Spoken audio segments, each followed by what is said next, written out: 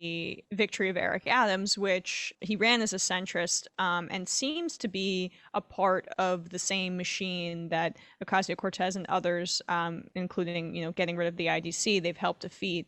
But he's a unique character in many ways with a unique set of problems, including a Trumpian kind of a propensity to lie, and potentially there's some legal iffiness when it comes to some of the properties that he owns and rents out. Let's, I guess, just start with his origins as a politician and kind of how that fits into this narrative of a progressive upswing in New York and nationally as well. Yeah, I mean, he's someone who's a little bit hard, I think, to put into a box in a way. But he is definitely presenting himself as a kind of answer to some of this progressive left-wing energy and saying, essentially stop, and it was wrong. And that what Democratic primary voters want is someone like him, who is, on the one hand, tough on crime, pro-charter school, but also pro-labor union, and does focus on, I think, the material needs of poor and disenfranchised communities. All that said, he's a former police officer. That's where he got his start, really, in the sort of civic life of the city. And he very quickly became a kind of outspoken reformer within the police department. But in this way, he was on the one hand calling for police to be more mindful of the way they treat the communities they police, but also for those communities to be more respectful of the police. A lot of police officers who served with him really disliked him and thought he was kind of a showboat and a show off. He was a Republican in the mid-90s.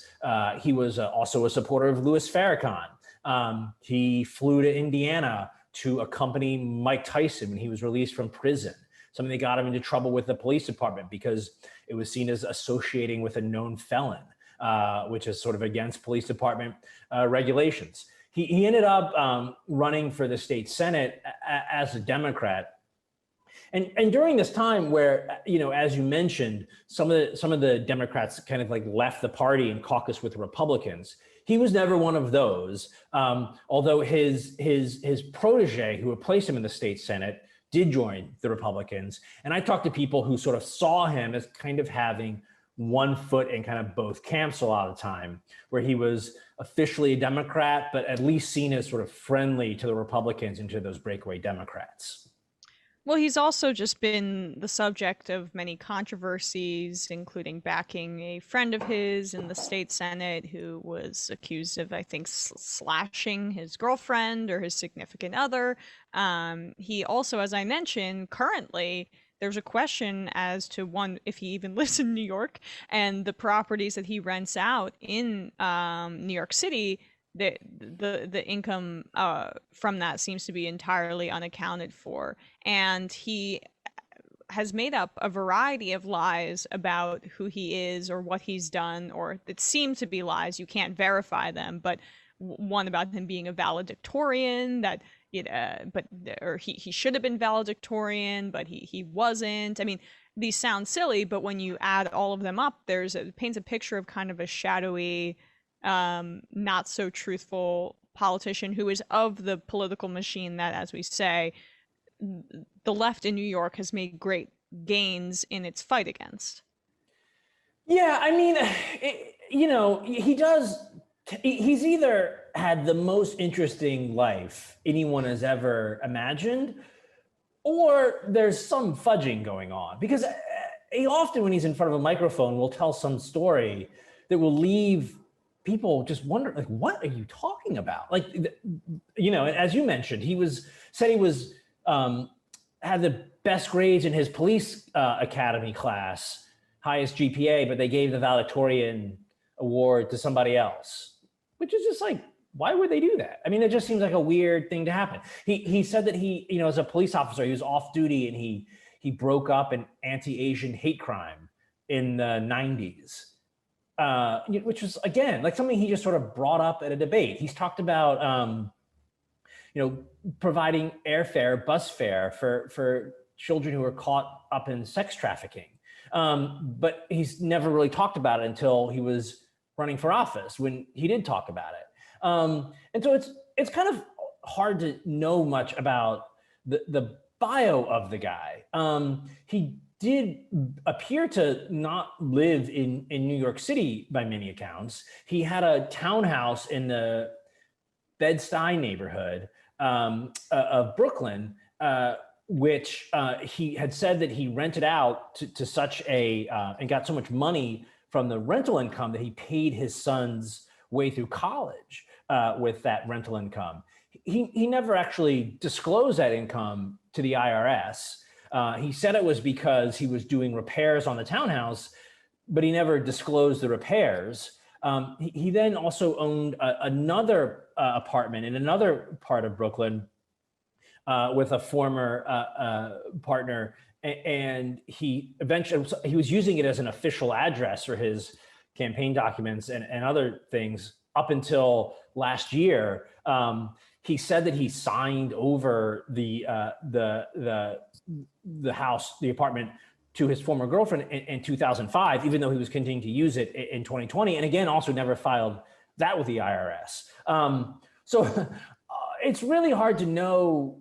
It's certainly like a colorful background and story. And it's hard to know what to make of all of this. It's hard to know what, the actual authorities who have to keep an eye on these kind of things will make on all this once more of it comes to light. Yeah, I mean, I we have a video of him that will eventually play after we are finished speaking, where he got his ear pierced the other day as a part of a bet. But yeah, I mean, he's just incredibly colorful, and he's definitely going to bring us a lot of viral clips. So like, he won in poorer areas. I think it was like the South Brooklyn, or I mean, what were some of the areas, some of the Bronx, like more of the outer boroughs he had success in, which I guess, runs counter to some of the narratives that progressives at least want to tell themselves, or what was the somewhat anomalous success of Ocasio-Cortez's campaign in New York 14, of areas that are lower income and majority minority. She was a progressive candidate, but they voted for this, tough on crime guy who he ran a campaign, what was it, in the early 2000s, about pull your pants up, or putting secret cameras in kids' bedrooms to see where they were hiding drugs. Like, he seemed to be appealing to older voters of color, maybe parents who wanted crime to improve in their area and spoke in this kind of way. But in terms of policy, certainly his tough on crime stance is not in keeping with, as we talk about, larger progressive movements in a city that is one of the most progressive in the country. Just how do you square those things? How do you characterize the candidacy within that context? Yeah, it's a great question. So he won in central Brooklyn, and he won in Southeast Queens, and really, swamped the vote in that area.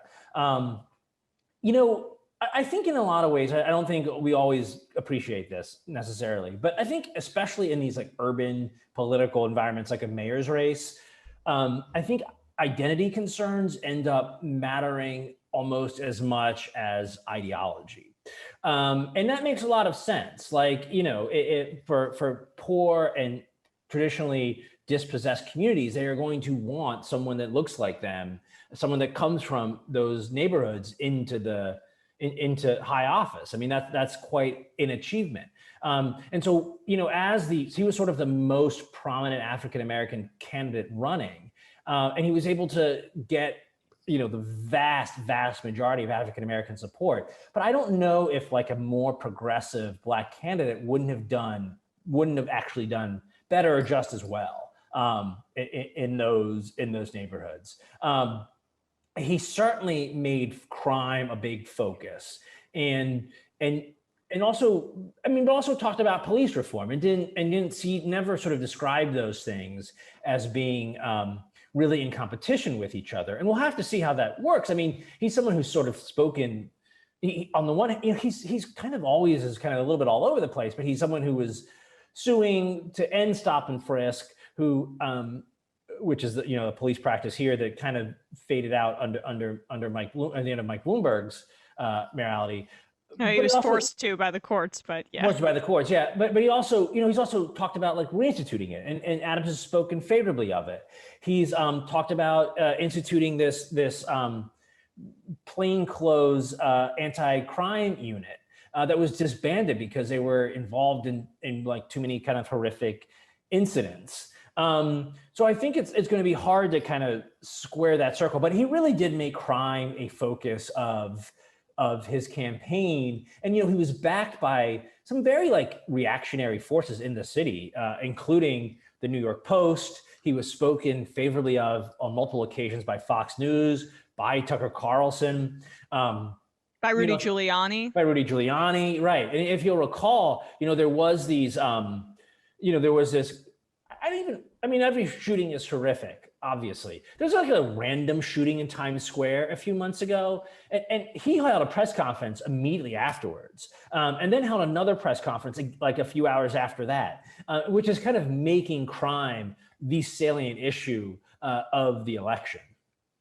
Yeah, and I just for comedy's sake, I'm just wondering if you could describe those ads that he did. Just it also just speaks to who he is as a person, and this tough on crime thing. Even though he described himself as a police reformer, he did try to reform within the system. But the dominant through line, if there is one with this guy who seems to lie about everything, is tough on crime and like those corny ads, which are bizarre.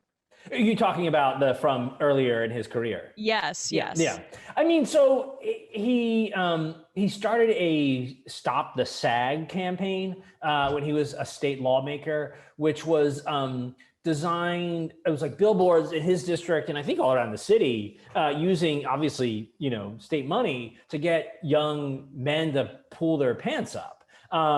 He then cut I guess you call it a PSA. It ended up on YouTube of teaching parents how to search their kids' rooms for guns and drugs, which includes things like taking out the books and shaking them, and like checking the back of a doll that may be on a bed and seeing if the child is hiding, cocaine in the diaper of the doll or something, and it was, they were really embarrassing to state lawmakers, to Democrats at the time, who just thought that they were just always kind of silly. And a lot of his initiatives that he's taken on as Brooklyn Borough president have been kind of similarly silly in a way, where it's about, he'll, unveil a new contraption that's about teaching, about how they're going to drown rats in a bucket of poison or something. I mean, all these things that are just, they seem sort of stunty in a way.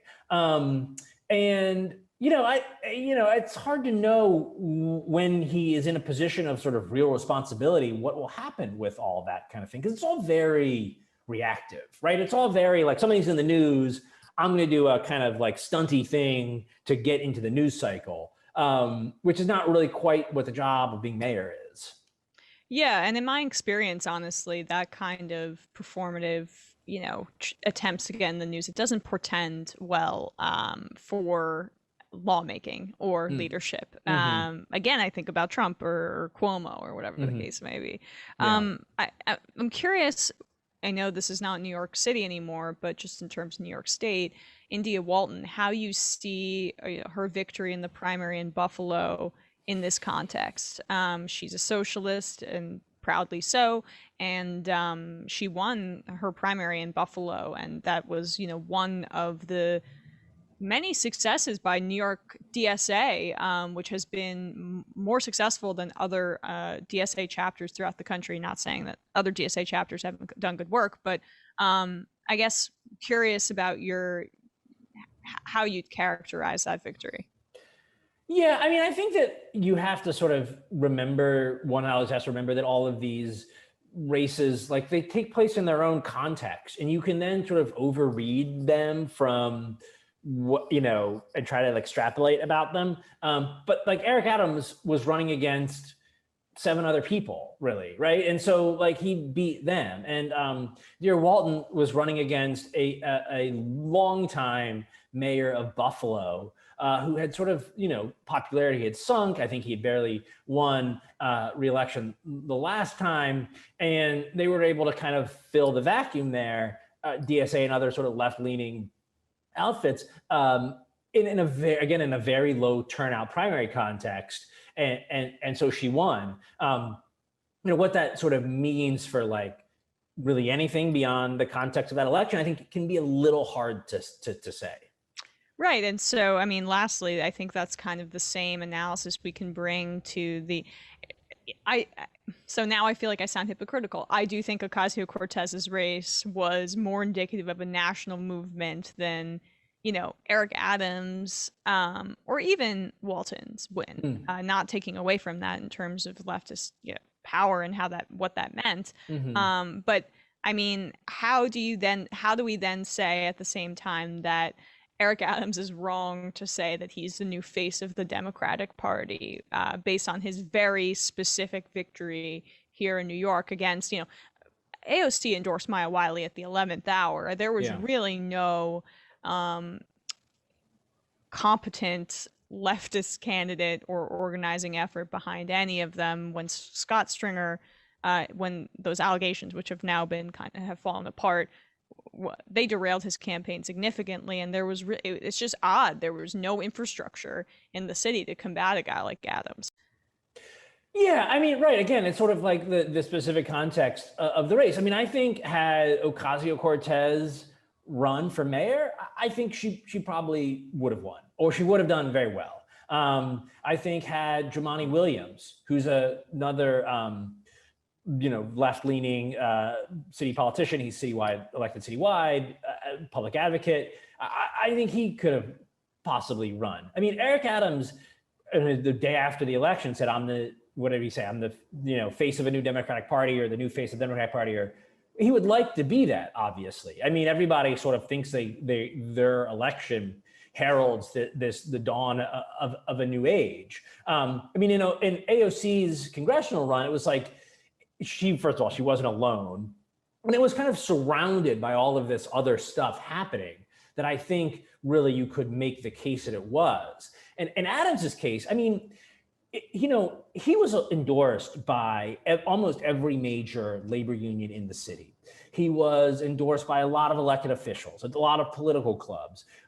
Mayor Bill de Blasio was quietly pulling strings behind him.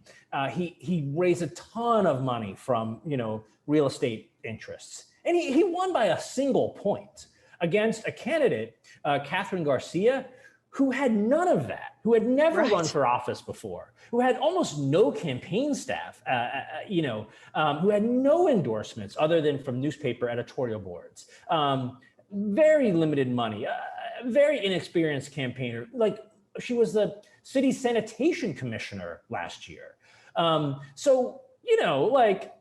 Congrats to Eric Adams. He very smartly secured his base and rode that to victory. But let's not pretend that this is a huge mandate by any means. I mean, the guy won by a single point when two other left-leaning candidates' campaigns collapsed for various reasons. Very lastly, do you see this Republican challenger against him in the general going anywhere? We talk about Mayor Eric Adams, or does he even make it there? I'm a little worried that some of these investigations into his, if there are any investigations launched into him not paying taxes on some of these properties, who knows where that goes? But yeah, I mean, so I don't know how well your audience is familiar with Curtis Sliwa, the Republican running, but I can safely say he's a clown. I mean, he's a total clown. He's a guardian. It's this group called a guardian angel who he wears this red beret, and they were supposed to patrol the subways in the 1980s and 90s. He lives in a studio with 15 cats. He's like a guy who, is on he's kind of like a shock jock radio drive time guy. I agree with you. These issues that have come up about Adams' taxes and residence are to me a huge flashing red light. I don't see how we ever get around them. I don't know when all that is brought to bear, but boy, that is something he will have to sort out if he is going to ever be mayor of New York City. Well, David Freedlander, thank you so much for talking to us today and giving us the colorful details of New York City politicians like Eric Adams. It was very helpful. And of course, talking about your book, The AOC Generation, How Millennials Are Seizing Power and Rewriting the Rules of American Politics. Thank you so much, David, for taking the time to speak with us today. Thank you. I appreciate it. Folks, there's more of what you've just saw where that came from. That's if you hit the subscribe and like button. Thank you. Really, thank you.